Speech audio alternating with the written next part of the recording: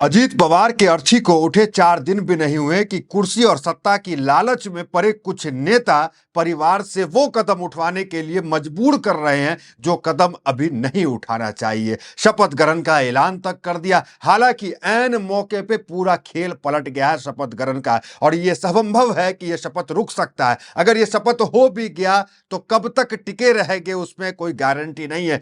देखिए, 3 नेता हैं जो अजीत गुट के बड़े नेता हैं। इन 3 नेता पे बड़ा आरोप एनसीपी एसपी ने लगाया है कि इन्होंने 4 दिन अर्थी को उठे नहीं हुआ और परिवार पे दबाव बनाना शुरू कर दिया। एक नाम है प्रफुल्ल पटेल, दूसरा नाम है सुनील तटकर और तीसरा नाम है छगन भुज्जल। ये 3 नेता ऐसे हैं जो नहीं चाह रहे हैं कि ये अजीत गुट जो है शरद गुट के साथ एक साथ हो जाए और एनसीपी मिल जाए। ये बीजेपी और एनडीए के साथ रहना चाहते हैं। यही कारण है कि जल्दबाजी के अंदर शपथ ग्रहण का समय भी मुकम्मल कर दिया गया कि इतने बजे इतने तारीख को शपथ ग्रहण होना है और उनकी पत्नी जो है वो शपथ लेगी। लेकिन सब खेल इस वक्त पलट करके रख गया, क्योंकि शरद पवार जो अभी भी पवार परिवार के मुखिया हैं, जब अजीत पवार जिंदा थे उस समय भी परिवार का जो भी फैसला होता है वो शरद पवार ही लेते हैं। हालांकि पार्टी का फैसला मुंबई के जो तमाम नेतागण हैं वो लेते हैं, लेकिन परिवार का फैसला अभी भी अजीत पवार के मरने से पहले, मरने के बाद भी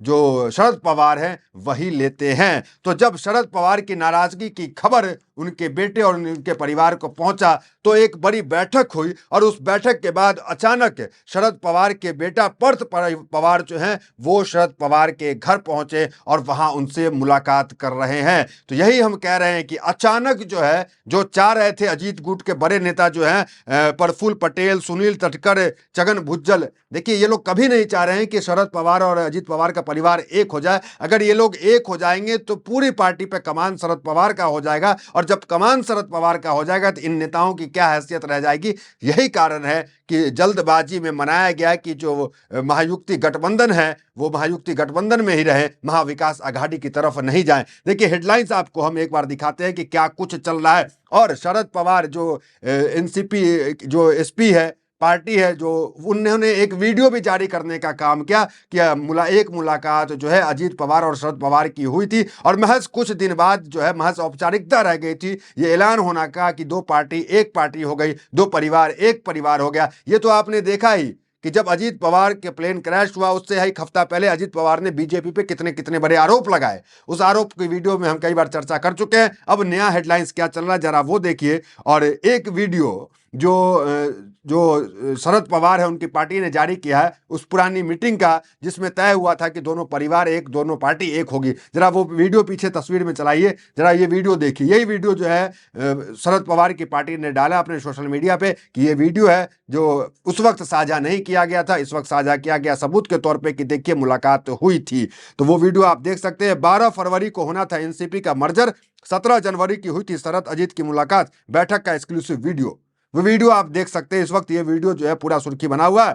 उन सब के बीच एनसीपी की बैठक से पहले शरद पवार से मिलने पहुंचे अजीत पवार के बेटे पार्थ पवार। परिवार के मुखिया के नाराज होने की चर्चा, तो परिवार के मुखिया के नाराज होने की चर्चा, उस बीच अजीत पवार के बेटे जो कहा जा रहा है कि कमान ये भी संभाल सकते हैं पार्टी का, तो ये फिलहाल कहा जा रहा है कि ये सांसद बनेंगे, अपनी मां की जगह मां जो है डिप्टी सीएम बनेगी। लेकिन उस बीच पूरा खेला पलट जाता है और मामला जो है जो मुखिया है परिवार का उसके पास चला जाता है, और अजीत पवार के जो बेटे हैं उनसे जो है मुलाकात करने शरद पवार से चले गए हैं। देखिए हेडलाइंस देखिए, दोनों गुट, जो शरद पवार का गुट है, जो अजीत पवार का गुट है, इनके बड़े बड़े नेता ये दोनों कह रहे हैं कि हाँ एक बातचीत चल रही थी और मर्जर होने वाला था। अगर हम बात करते हैं अजीत पवार के ही गुट के, शरद पवार के गुट नहीं, अजीत पवार का ही गुट, उनके सबसे करीबी नेता अजीत पवार के सबसे खास, उनका क्या बयान है जरा वो देखिए। अजीत पवार की अस्थियों को यहां संगम में विसर्जित किया गया। दादा की आखिरी इच्छा थी कि, ये कौन कह रहे हैं, ये कह रहे हैं अजीत पवार के करीबी, दादा की आखिरी इच्छा थी कि एनसीपी के दोनों गुटों का विलय होना चाहिए, सभी को एकजुट होना चाहिए। इस बारे में पूरे परिवार में बात हो रही थी। उनसे हुई मेरी आखिरी फोन कॉल में उन्होंने मुझे चुनाव से संबंधित कुछ कागजात मांगे थे। तो ये बातें जो है अजीत पवार के जो खासम खास हैं, जो किरण गुज्जर, उनका ये बयान है। अर्थी विसर्जन के बाद उन्होंने ये बयान दिया कि मर्जर होने वाला था। तो इससे जो आप समझ सकते हैं, देखिए एक बयान ये देखिए, अजीत की इच्छा थी कि एनसीपी गुटों का विलय हो, 12 फरवरी को ऐलान होना था, शरद पवार का ये बयान।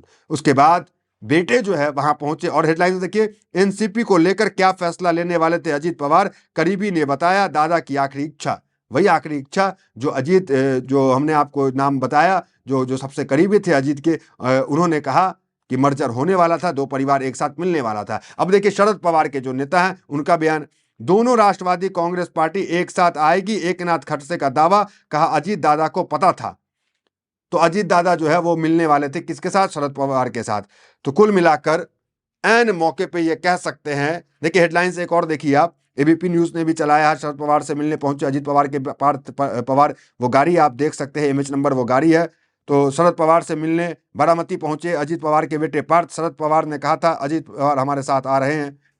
तो जैसे ही बेटे को ये पता चला, ये तमाम वीडियो जो सोशल मीडिया पे निकल के आया है कि पिता हमारे जो है वो शरद पवार के साथ जा रहे थे, उस बीच अचानक अजीत पवार के बेटे का जाना एक बड़ा राजनीतिक उलटफेर का महाराष्ट्र के अंदर संकेत देता है। देखिए ये बात तो सत्य है कि अजीत पवार बीजेपी के साथ थे, लेकिन अजीत पवार का कोई भी आप उठा करके देख ले, चाहे वक्फ बिल पे उनका स्टेटमेंट हो, चाहे किसी भी मामले पे स्टेटमेंट हो, तो आप ये देखेंगे कि उनकी राहें एकदम जुदा जुदा बीजेपी से रहती थी। बीजेपी के खिलाफ हमेशा वो टिप्पणी करने का काम करते थे, मुस्लिम इशूज पे मुसलमानों के साथ खड़ा होने का काम करते थे, टिकट देने की बात होती थी तो टिकट भी जो है वो मुसलमानों को देने का काम करते थे। तो अजीत पवार, माफ कीजिएगा, शरद पवार के जो गुट है उनके नेताओं का ये कहना है कि जब बैठक हुई थी तो ये बात तय हुई थी कि अभी जो है पंचायती चुनाव है, उस पंचायती चुनाव के लिए वेट कर लीजिए, आप चुनाव लड़ लीजिए घड़ी पे ही, उसके बाद जो है मर्जर करते हैं। शरद पवार और अजीत पवार में इतने हद तक की बात